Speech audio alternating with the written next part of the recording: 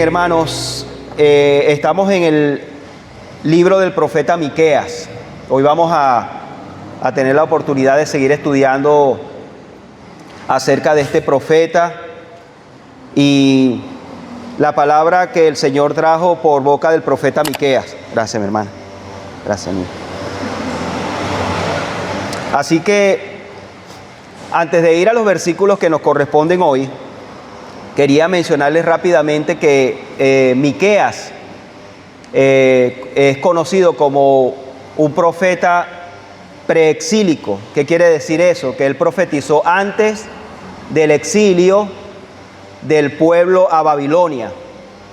Él predicó o profetizó antes que el pueblo de Israel fuera llevado cautivo a Babilonia.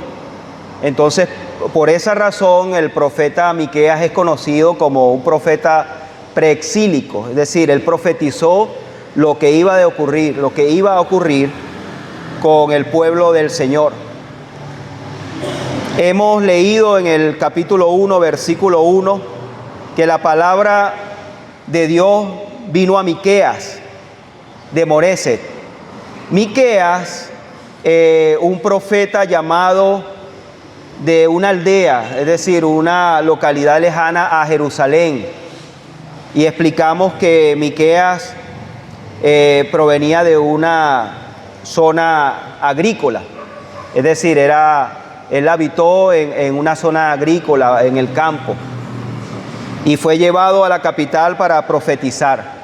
Ahora es interesante porque Miqueas con esa mentalidad, es decir, de ser una persona que se levantó en el campo, un hombre del Señor con un corazón sencillo, fue llevado a la capital para profetizar al pueblo, a los reyes, a los sacerdotes y a otros profetas. Entonces Miqueas, hermanos, tuvo que crecer en esa labor profética. Él tuvo que crecer, él tuvo que ir madurando a medida que Dios le revelaba el mensaje que él tenía que darle al pueblo. Ahora, ¿por qué resalto esto? Porque Miqueas no era un hombre de la capital, él no estaba, deslumbrado por los asuntos de la capital. Y nosotros sabemos que las personas que viven en las capitales, en las grandes ciudades, generalmente tienden a inclinar sus corazones a esas cosas, a los lujos. Hay la competencia del que tiene y el que no tiene, y el que no tiene quiere aparentar que tiene. Entonces hay una inclinación desmedida del corazón hacia lo material. Ahora, no quiero decir con eso que no pase eso en ciudades menores o pueblos. Eso también tiende a pasar, pero en las capitales se ve más eso. De hecho, si usted va a Valencia y convive en Valencia, usted puede notar que las personas andan en otro ritmo de vida, con otras intenciones y con otras disposiciones del corazón. Y si va más allá, si usted va a Caracas, usted ve que la vida en Caracas es totalmente distinta, quizás a la vida que usted tiene aquí o que nosotros tenemos aquí. Ahora, Miqueas era un hombre de un corazón sencillo, él venía de un pueblo, no estaba deslumbrado por los asuntos de la capital, de Jerusalén, y así es llevado por el Señor, un hombre con un corazón sencillo, para predicarles, para profetizar el mensaje que Dios le había dado a los reyes, sacerdotes, profetas y a las personas en Jerusalén. Así que vamos a leer en Miqueas capítulo 1, desde el versículo 2 hasta el versículo 7. Ahí vamos a estar concentrados con la ayuda del Señor en la enseñanza. La Escritura dice en Miqueas capítulo 1, versículos del 2 al 7, lo siguiente: Oíd, pueblos todos, estad atento, tierra y cuanto hay en ti. Y Jehová el Señor desde su santo templo, sea testigo contra vosotros. Versículo 3: Porque he aquí Jehová sale de su lugar y descenderá y hollará a las alturas de la tierra. Y se derretirán los montes debajo de él, y los valles se hendirán como la cera delante del fuego.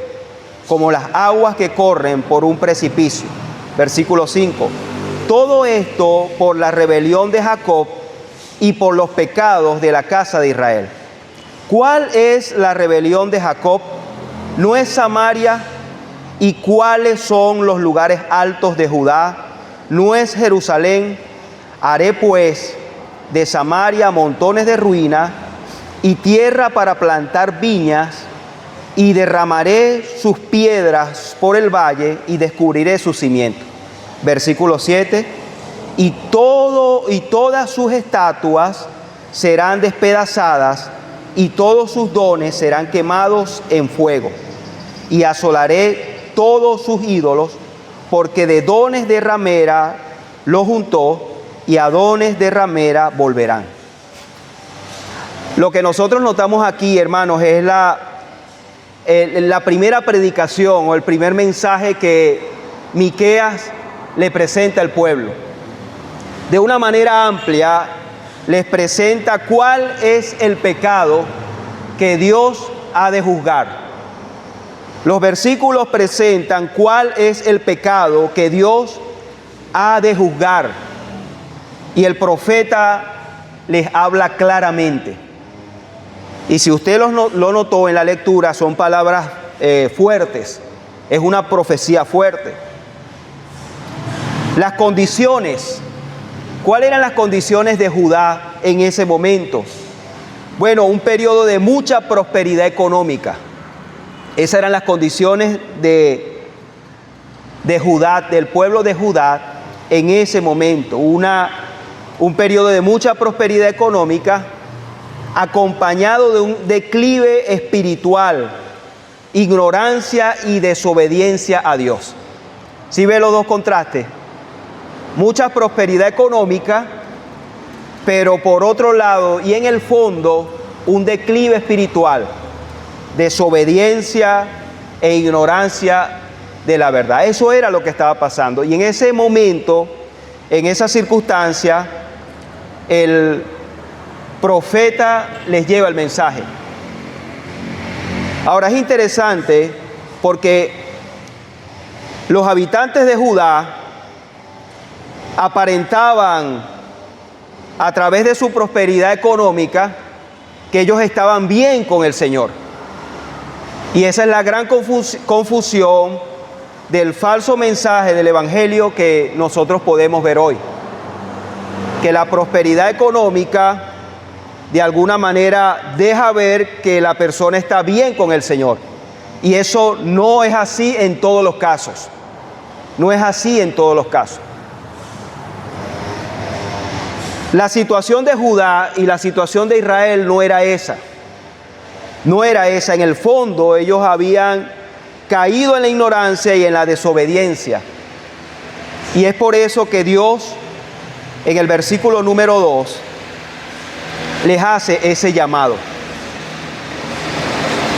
Miqueas 1:2 dice la Escritura: Oíd, pueblos todos, estad atento, tierra y cuanto hay en ti. Y Jehová el Señor desde su santo templo, sea testigo contra vosotros. Y hermanos, cuando nosotros notamos en el pasaje esas palabras, oíd pueblos todos, de inmediato notamos que el llamado que está haciendo Dios evidentemente está dirigido a Judá y a Israel, pero también es un mensaje dirigido o unas palabras dirigidas a todos nosotros. ¿Y por qué les digo que es dirigida a todos nosotros? Noten el versículo 2 que la palabra dice: oíd pueblos todos, está atenta tierra y cuanto hay en ti. Notan que la profecía de Miqueas no es una profecía para ese tiempo, sino es una profecía que se extiende a todos los tiempos. El llamado es a estar atento, tierra, y cuanto hay en ella. Es un llamado a todos. Todos deben prestar atención. Fue un mensaje pertinente a ellos y pertinente a nosotros.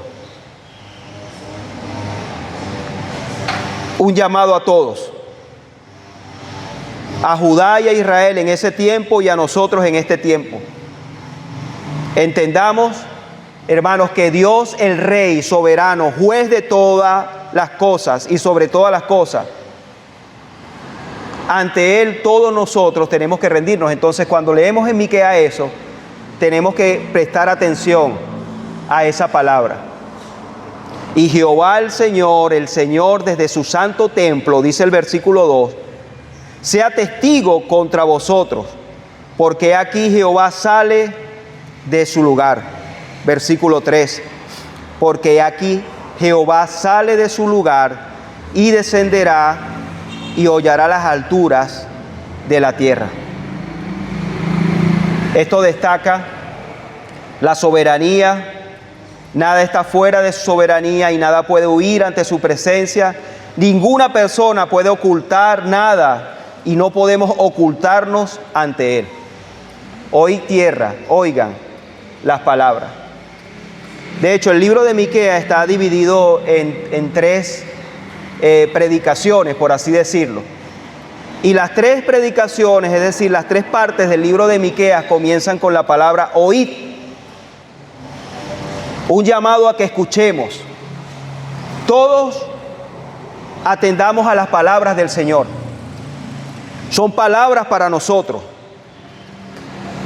Que no caigamos en la ignorancia de aquellos que dicen, fueron palabras a Judá y a Israel. No nos corresponde a nosotros escuchar eso. No caiga en ese error, en ignorar las palabras que a estos pueblos les fue dada. Es palabra pertinente para nosotros. Judá e Israel se apartaron del camino del Señor. ¿Qué les pasó? Se olvidaron de lo que Dios les había mandado. Ellos se apartaron completamente. Hermanos, Miqueas e Isaías, lo explicamos el domingo pasado, ellos profetizaron en un mismo periodo. Ellos son contemporáneos, fueron contemporáneos, Isaías y Miqueas. Entonces las palabras que profetizó Isaías son coherentes con las palabras que profetizó Miqueas. Y eso quiero que lo veamos. Vamos a ir a Isaías capítulo 1 y vamos a notar lo que Isaías profetizó y cómo esas palabras pertinentes a ellos y a nosotros son coherentes con lo que profetizó Miqueas. Entonces leamos en Isaías capítulo 1, versículos del 1 al 4. Dice la palabra del Señor en Isaías capítulo 1, versículo del 1 al 4. Visión de Isaías, hijo de Amós, la cual vio acerca de Judá y Jerusalén en días de Usías, Jotán, Acaz, Ezequías, reyes de Judá. Notaron que Miqueas, cuando Dios le da la visión, él menciona a Jotán, Acaz y Ezequías. Isaías incluye a Usías, porque Isaías profetizó en un periodo más amplio y él menciona 4 reyes, que por cierto quiero decirles de Usías, por cual lloraron en ese momento cuando murió. Usías cometió un acto de desobediencia bastante triste. Él había andado bien, pero resulta que Usías se colocó las ropas de los sacerdotes y quiso ofrecer incienso. Y los sacerdotes en ese momento le dijeron que no era lícito a los reyes ofrecer incienso como adoración al Señor, y él lo hizo. Cuando él entró al templo a ofrecer incienso, dice que toda su piel se llenó de lepra. Y Usías fue sacado a una tierra fuera, a un campamento, para que pasara los años hasta que muriera. Y aproximadamente Usías duró 10 años fuera de la ciudad, como se hacía con los leprosos. Y fue triste, porque era un rey. Y quien reina mientras él está leproso fuera de la ciudad, Jotán, su hijo. Jotán, su hijo, reina mientras él está muriendo debido a esa enfermedad. Pero es interesante porque Isaías dice que en el año que murió el rey Usías, vi yo a Dios sentado en su trono. Y él menciona a Usías, a pesar de su condición de desobediencia y lo que él hizo. Viene Jotán, su hijo, reina con él, luego Acaz y luego Ezequías. Es decir, que Isaías estuvo en ese tiempo. Miqueas también tuvo conocimiento de ello. El versículo 2 en Isaías 1 dice: oíd cielos y escuchad tu tierra, porque habla Jehová. ¿Están notando la similitud? Oíd cielos y escucha tu tierra, porque habla Jehová. Y miren lo que dice Isaías: crié hijos y los engrandecí, y ellos se rebelaron contra mí. El buey conoce a su dueño, y el asno el pesebre de su señor. Israel no entiende, mi pueblo no tiene conocimiento. Entonces era tan triste la rebelión en la que ellos habían caído, que el Señor los compara con estas bestias, con estos animales. Y era una situación bastante triste.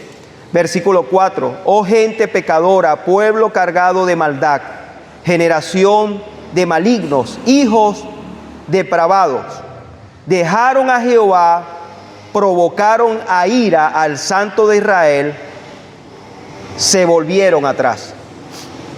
Y esta era la condición de Judá, una condición bastante triste.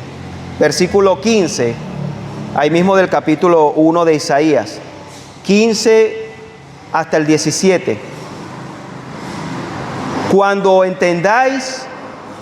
extendáis vuestras manos, yo esconderé de vosotros mis ojos. Asimismo, cuando multipliques la oración, yo no oiré.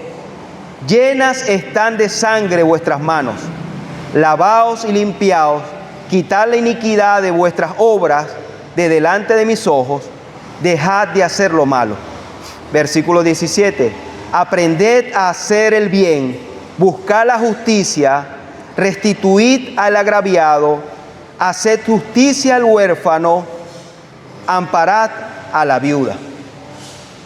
Entonces el llamado que hace el Señor en medio de la situación que ellos estaban viviendo, de estos tiempos de depravación y desobediencia, era un llamado al arrepentimiento. Pero hermanos, lo que quería que viéramos es que como Miqueas e Isaías, contemporáneos, llevaron el mismo mensaje. Porque Dios es así, hermano, Dios es coherente. Cuando Dios se dispone a hacer algo con su pueblo, Dios es coherente. Así que las palabras de Dios a los profetas fueron las mismas. Igual, cuando Dios quiere hacer algo con nosotros, su iglesia, dirigirnos a algo, a la obediencia a Él, para que glorifiquemos su nombre, Él es coherente. Dios es coherente, es así. Y Él es coherente con su palabra. De Isaías y Miqueas vemos esto: hombres en diferentes contextos, pero con el mismo mensaje del Señor. Vamos a regresar a Miqueas, al capítulo 1, y vamos a leer el versículo 5 hasta el 7.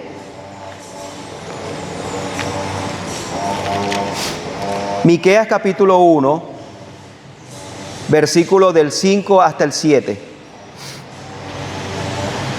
Recuerden que les mencioné que estamos desarrollando cuál es el pecado que juzga Dios a través de Miqueas.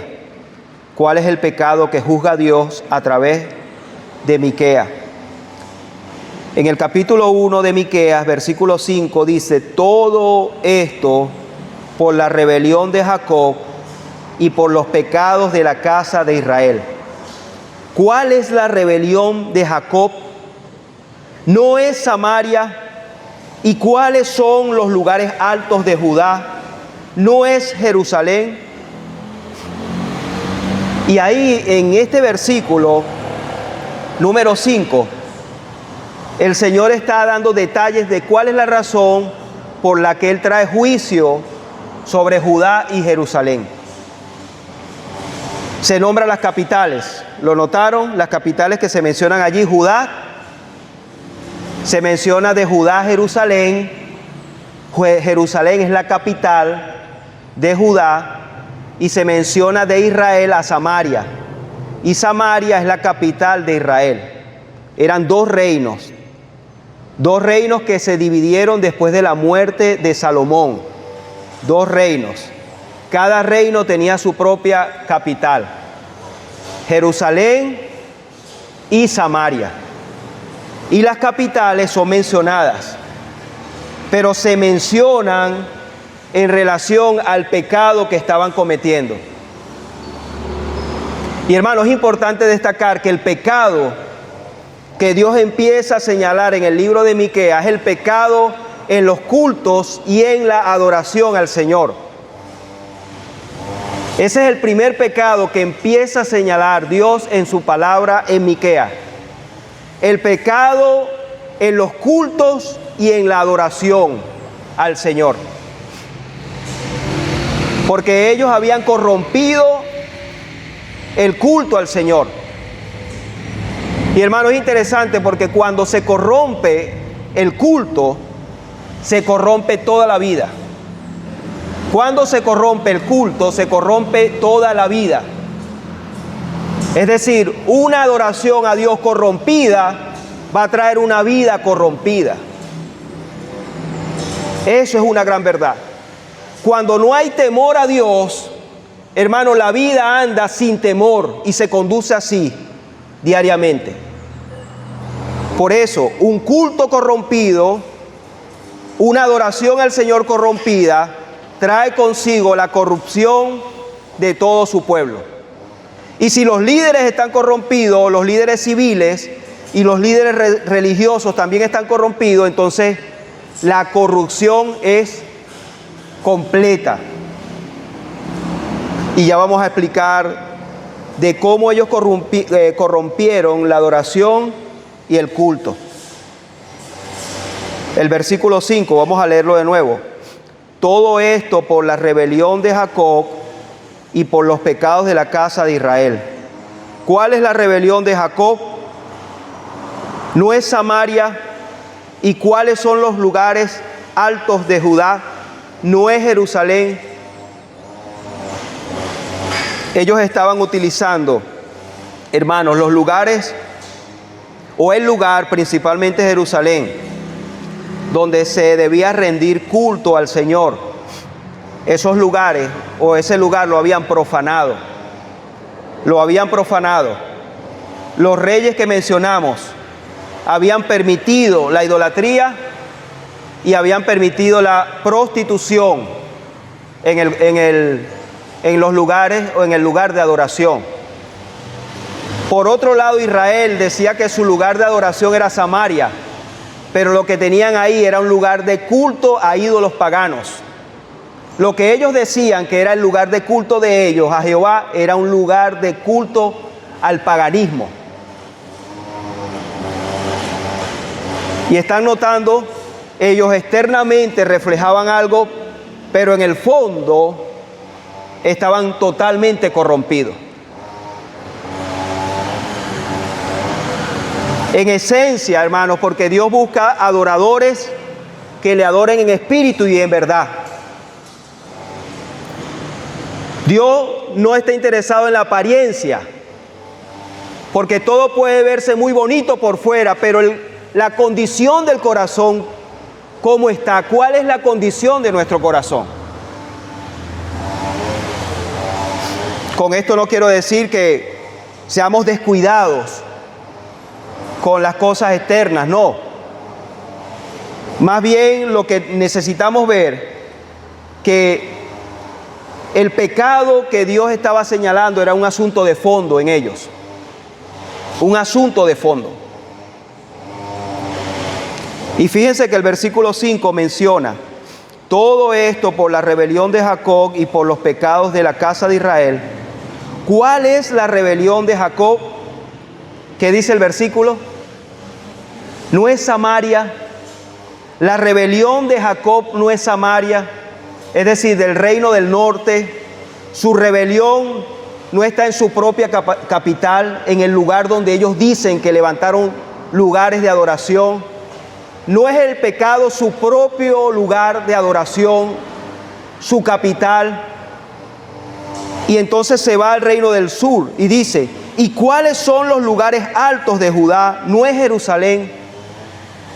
Porque ciertamente, hermanos, el templo del Señor estaba edificado en Jerusalén y estaba en un lugar alto. Pero el Señor dice: ese lugar alto es un lugar de idolatría. Realmente se había convertido en un lugar de idolatría, en un lugar de prácticas de pecado. ¿O acaso no han escuchado lo que dijo Isaías cuando mencionó en el capítulo 1: multiplican la oración, pero yo no los escucho? Y ellos iban al lugar a orar, pero Dios no escuchaba la oración, y no la escuchaba debido a sus propios pecados. Por eso, mis hermanos, la devoción es importante. La devoción al Señor es importante, la reverencia es importante. El temor al Señor es el principio de la sabiduría. Pero debemos velar por la condición de nuestro corazón. Porque podemos aparentar por fuera muy piadosos. Y yo puedo pararme aquí y hacer una larga oración. Pero realmente mi corazón es un corazón humillado y arrepentido al Señor. ¿Está llevándome el Señor a un verdadero temor de Él? ¿Hay una verdadera reverencia en mi corazón por Él? ¿O son mis oraciones solamente palabras y mi carácter sigue manifestando la carnalidad del hombre caído? Debe haber una coherencia entre un corazón que se ha arrepentido de su pecado, se ha arrepentido de su rebelión, que adora verdaderamente al Señor, y esa vida es reflejada hacia afuera. Pero ellos no. Ellos decían: tenemos prosperidad económica, tenemos todas las cosas que necesitamos, estamos bien con el Señor, vamos al culto, vamos a la adoración, oramos, ofrecemos sacrificio, y el resto de nuestros días vivimos una vida corrompida. Los líderes civiles no les interesaba el pueblo, sino que ellos vivían para sus propios intereses. Pero los líderes religiosos también se habían corrompido. Los profetas le profetizaban bien al que les daba algo para comer, pero el que no les extendía la mano le profetizaban mal. Y en esa labor se estaban dando los profetas, una labor que era corrompida. Y el Señor los expone, hermanos, claramente. El pecado, la rebelión. Escuchen esto. El pecado, la rebelión, transgresiones, iniquidades, todas estas se mencionan en la Escritura. Todos son males en el hombre caído, por la corrupción heredada de Adán y Eva. Estos son males que provienen de la misma naturaleza caída. El pecado, la rebelión, la transgresión y la iniquidad. La transgresión son los pasos en falsos que damos. Eso es una transgresión. Cuando un creyente da pasos en falsos, impulsado por su propio pecado, eso es una rebelión contra Dios. Es un insulto, una ofensa a la santidad de Dios. Cuando decimos somos cristianos, pero en nuestro día a día lo que andamos es dando pasos en falsos, mostrando nuestras transgresiones, insultamos al Señor.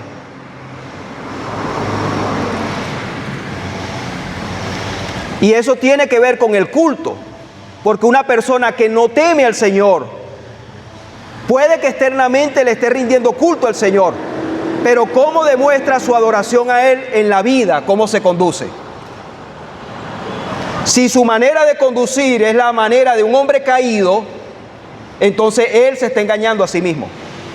Pero si su manera de conducirse es coherente con la adoración que le rinde al Señor, es una persona que ha nacido de nuevo. Esto no quiere decir que en algún momento no demos pasos en falsos. Sí lo damos, pero no son pasos continuamente en falso. Tú no vives transgrediendo al Señor todos los días. Puede que eventualmente tu naturaleza caída te impulse a algo y te lleve y lo hagas. Pero el arrepentimiento en ti debe llevarte al reconocimiento de que has insultado al Señor, a su santidad y su soberanía. Esas son transgresiones, pasos en falsos que damos. Y Judá y Jerusalén estaban dando muchos pasos en falso, es decir, vivían en sus transgresiones.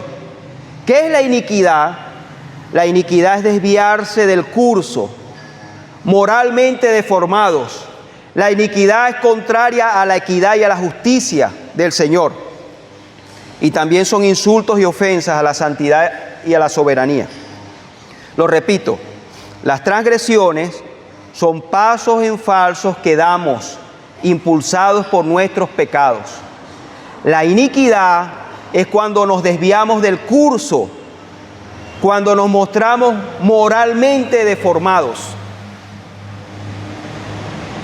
Y en vez de notarse la justicia y la equidad del Señor, somos inicuos. Es decir, nos mostramos como hombres caídos o mujeres caídas. Por eso, hermanos, cuando les digo, cuando la adoración a Dios es corrompida y no hay temor al Señor en la adoración y en el culto, en la vida de devoción al Señor, el resto de nuestros pasos seguirán de esta manera. El pecado en la adoración te lleva a la práctica de otros pecados. El pecado en el culto es la falta de temor y reverencia al Señor. Y cada uno de nosotros tiene que ver eso. O sea, si yo en mi acto de adoración, el acto de adoración que le debo al Señor, me muestro indiferente, hermano, eso es un indicio de que no hay temor del Señor. Me muestro indiferente. Es como que si estoy en este lugar donde el propósito es adorar al Señor, reconocer su grandeza, su santidad y la obra que Él hizo a través de su Hijo, pero estoy aquí y me muestro indiferente, lo que estoy mostrando es falta de temor al Señor. El culto al Señor. Ahora, en mi vida de adoración, si soy indiferente también, no me importa, nada me importa lo que Dios ha dicho en su palabra y me conduzco según mis razonamientos y mi opinión, soy indiferente. Es falta de temor al Señor. Porque el Señor, en su santidad y su soberanía, merece que su pueblo le rinda adoración con labios puros que provienen de un corazón puro que ha sido convertido para Él. Es decir, el Señor ha escogido para sí mismo un pueblo santo para que le adore. La práctica visible, el culto, el día a día, también es adoración al Señor. Ellos no habían entendido eso. En el siglo XVII vivió un bautista llamado William Kiffin. Se llamó William Kiffin, vivió en el siglo XVII. William Kiffin quedó huérfano a los 9 años. Su papá y su mamá murieron por la peste en ese tiempo. Él quedó huérfano, 9 años. William fue adoptado por un hombre que trabajaba las pieles. Era un curtidor de pieles, trabajaba las pieles del ganado. Y William Kiffin trabajaba con este hombre que lo adoptó. Pero un día él dijo que se quería ir, él no quería seguir trabajando las pieles, ese trabajo no le gustaba. Y como a los 10, 11 años, él se fugó de esa casa. Un domingo, escuchen esto, William con 10 años iba caminando por las calles de Londres, en Inglaterra, y él dijo que vio mucha gente en las calles caminando, que se dirigían a un lugar. Él dice que le llamó la atención eso, mucha gente caminando, dirigiéndose a un lugar. Y él siguió a esas personas. Resulta que esas personas iban al culto. Y él entró a la iglesia ese domingo siguiendo a esas personas. Ese día escuchó la predicación. Predicaron de Efesios en el capítulo 6, donde los siervos tenían que sujetarse a sus amos. Él cuenta en su testimonio que esa predicación hizo que él volviera de nuevo, se regresara a la casa del hombre que lo había adoptado. ¿Qué manifestó William Kiffin? Temor a la palabra, ya Dios trabajando en él. Él se regresó al hombre donde trabajaba. Y dice el testimonio de él que él en la semana trabajaba las pieles y los domingos iba a aprender de la palabra. La semana trabajaba las pieles, el domingo iba a aprender de la palabra. Con un corazón dispuesto a ser enseñado, con temor al Señor.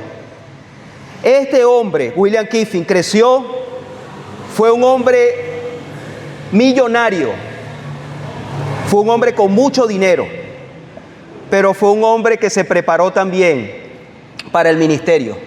Él llegó a ser pastor y era un hombre de negocio. Este hombre, William Kiffin, ayudó a muchas iglesias cristianas a través del dinero que el Señor le había dado por ser un empresario. Ayudó a misioneros, ayudó a iglesias. Siendo bautista, ayudó a iglesias de otras denominaciones. Él vio la necesidad en la obra del Señor y la atendió a través del dinero que el Señor le había dado. Fue un hombre muy usado por el Señor. Participó en la primera confesión de fe bautista de 1644 y en la de 1689 él hizo contribuciones al cristianismo. Pero ¿saben por qué les menciono esto, hermano? Porque qué importante es la disposición de un corazón que ha sido convertido por el Señor. Si están viendo que no tiene que ver nada en sí el dinero con la vida de devoción, no se puede medir así, pero Dios sí puede usar a un hombre que ha sido convertido en su corazón, en el cual Dios pone en sus manos riquezas para bendecir a su obra, para extender su reino. Y eso pasó en este hombre. Y me llamó la atención cómo Dios trabajó en él de una manera tan maravillosa. El pecado en la adoración te lleva a la práctica de otros pecados. El pecado en el culto es la falta de temor y reverencia al Señor. Vamos a leer Miqueas capítulo 6, versículos del 6 al 9. Leamos lo que nos dice el profeta en estos versículos. Miqueas capítulo 6, versículos del 6 al 9, vamos a encontrar unos pasajes que lo hemos leído varias veces. Dice: ¿con qué me presentaré ante Jehová y adoraré al Dios Altísimo? ¿Me presentaré ante Él con holocaustos, con becerros de un año? ¿Se agradará Jehová de millares de carneros o de 10,000 arroyos de aceite? ¿Daré mi primogénito por mi rebelión, el fruto de mis entrañas por el pecado de mi alma? Si están notando la forma abundante como ellos dicen que ellos podían adorarlo, o sea, la cantidad de cosas que ellos podían ofrecerle. Millares de carneros, 10,000 arroyos de aceite. O sea, estamos hablando de abundancia. Daré mi primogénito por la rebelión de mi pecado. Y el versículo 8 dice, oh hombre, Él te ha declarado lo que es bueno. ¿Y qué pide Jehová de ti? Solamente hacer justicia, amar misericordia y humillarte ante tu Dios. Versículo 9. La voz de Jehová clama a la ciudad. Es sabio temer a tu nombre. Prestad atención al castigo y a quien lo establece. Y estos versículos nosotros lo hemos leído. ¿Qué querrá el Señor de mí? ¿O qué pedirá el Señor? Bueno, el versículo 8 lo dice. Justicia, misericordia y humillarte ante tu Dios. Pero noten el 9, no podemos dejar pasar el 9 por alto. La voz de Jehová clama a la ciudad. Es sabio temer a tu nombre. Prestad atención al castigo y a quien lo establece. Y hermanos, la atención a la palabra, pero también el reconocimiento de la disciplina. Es decir, que cuando el Señor nos corrige para que participemos de su santidad, y eso también es bueno. Practiquemos la misericordia, la justicia y humillémonos ante el Señor, pero también atendamos a la voz del que nos llama. Y si el que nos llama, que es nuestro Dios, nos llama para corregirnos, prestemos atención a eso y reconozcamos que viene de Él. Eso, hermanos, produce temor en los corazones. Yo agradezco al Señor las veces que me ha humillado. Esto no lo dice el profeta, lo digo yo. Agradezco al Señor las veces que Él ha puesto su mano sobre mí para humillarme. Y no les voy a decir que no lo ha hecho. El Señor me ha humillado. Hay momentos donde Él me ha humillado. Posiblemente vio en mí soberbia, posiblemente, lo más probable, algún pecado en mí, y me humilló para que participara de su santidad, para conocerlo. Pero le doy gracias al Señor a esos momentos de humillación, porque son esos momentos de humillación que Él me ha llevado a su palabra y me ha enseñado, donde le he conocido más. Ahí es donde le he conocido más. Y he conocido que Él es muy misericordioso, que aunque castiga, Él es bondadoso y se compadece, porque lo he visto a Él. Y hermano, el profeta le dice al pueblo eso. Él le dice, el Señor corrige para arrepentimiento y para enseñarnos, para que participemos de su santidad. Y hermanos, si el Señor nos ha corregido y nos ha mostrado nuestro pecado y hemos sido corregidos por Él para participar de su santidad, es para que aprendamos, no para que andemos de nuevo en los mismos errores o en las mismas situaciones, o digamos desde nuestros labios las mismas cosas que decíamos antes de ser corregidos. No, es para que aprendamos.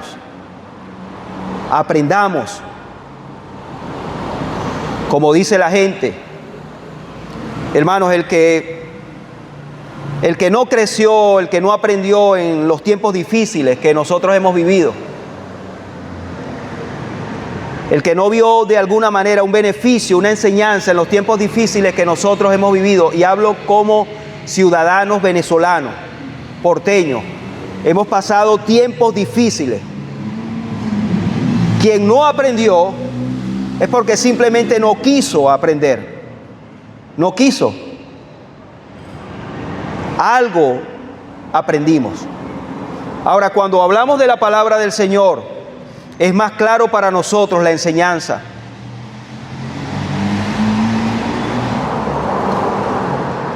La corrección es para llevarnos al temor al Señor, para que participemos de su santidad y a la reverencia. Y repito, ellos habían dejado al Señor por ir tras los ídolos, y en su fraudulento trato con ellos mismos, en el soborno, en toda práctica de corrupción lo demostraban. Vamos a leer el versículo nuevamente, 5 y 6. Miqueas 1, 5 y 6. Todo esto por la rebelión de Jacob y por los pecados de la casa de Israel. ¿Cuál es la rebelión de Jacob? ¿No es Samaria? ¿Y cuáles son los lugares altos de Judá? ¿No es Jerusalén? Haré pues de Samaria, ¿qué dice la Escritura? Montones de ruinas y tierra para plantar viñas, y derramaré sus piedras por el valle y descubriré sus cimientos. No hay nada que demuestre la indignación en la que han caído los hombres en mostrarlo a través de condiciones descuidadas. Si usted pasa por el frente de una casa y ve piedras tiradas, basura tirada, el monte alto, las paredes sin pintar, las rejas oxidadas, ciertamente dejan ver cuál es la condición de esa casa. Por eso es que nada muestra de manera tan clara la indignación de alguien que estas cosas: piedras tiradas por el camino, muros derribados, cimientos descubiertos, estructuras descuidadas, muestra la indignación. Ahora, esto se lo dijo a Samaria, pero en el capítulo 3, versículo 12, noten que las mismas palabras se las dice a Jerusalén, ahí mismo en Miqueas 3:12. Por tanto, a causa de vosotros, Sión será arada como campo, Jerusalén vendrá a ser montones de ruinas, y el monte de la casa como cumbre de bosques. Ahí nosotros vemos las mismas palabras para Samaria y para Jerusalén. Samaria es la capital del rey. Saben que Dios fue el que dirigió a David para que construyera el templo en Jerusalén. Fue Dios que le dijo que era allí donde él tenía que construir el templo. Y David compró el terreno y lo preparó para edificar templo al Señor. En la tribu de Judá. Esa fue la tribu que Dios escogió para que se edificara el templo, en Judá. Y Jerusalén, el lugar que Dios le indicó a David, donde él tenía que edificarle un templo donde su presencia estaría. El mismo Dios. Pero ellos corrompieron el lugar que Dios le había indicado. Pero Samaria no. Hubo un rey llamado Onri que compró un terreno a un hombre llamado Samer. Se lo compró por 2 talentos de plata. Y él le puso a ese lugar Samaria, debido al dueño, Samer, Samaria. Y ahí ese rey, Onri, edificó una estructura para adorar a dioses paganos. Y los otros reyes que le sucedieron, el rey Acab, por ejemplo, el rey Acab, el esposo de Jezabel, terminó de edificar más estructuras en Samaria. De hecho, dicen que las estructuras que edificó Acab eran estructuras de mármol, eran estructuras imponentes y hermosas. Pero ese no era el lugar que Dios le había indicado para que ellos rindieran culto ni a él. Pero ellos pervirtieron, ellos hicieron de Samaria su capital, el reino del norte. Bueno, Dios le dijo: voy a traer ruinas sobre las 2 capitales. Y hermanos, para ir concluyendo, en los tiempos de Miqueas, la prosperidad era creciente. Solo para una clase social era la prosperidad creciente. Eso provocó una insensibilidad cada vez mayor entre el mismo pueblo. Finalmente, ignorar abiertamente las leyes más básicas que Dios les había dado. Ellos ignoraron hasta lo más básico que Dios le había dado. Lo más básico, hermanos, lo ignoraron. Lo más básico lo ignoraron.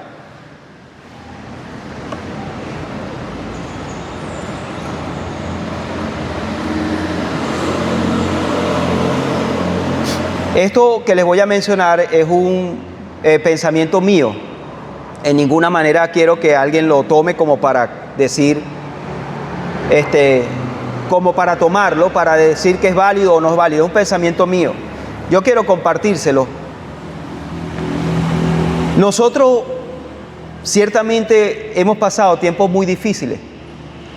Y ahorita usted le puede preguntar en estos tiempos a una persona y le pregunta, mira, el tiempo está difícil, y puede decirle, no, ahorita este tiempo es más difícil que otros tiempos.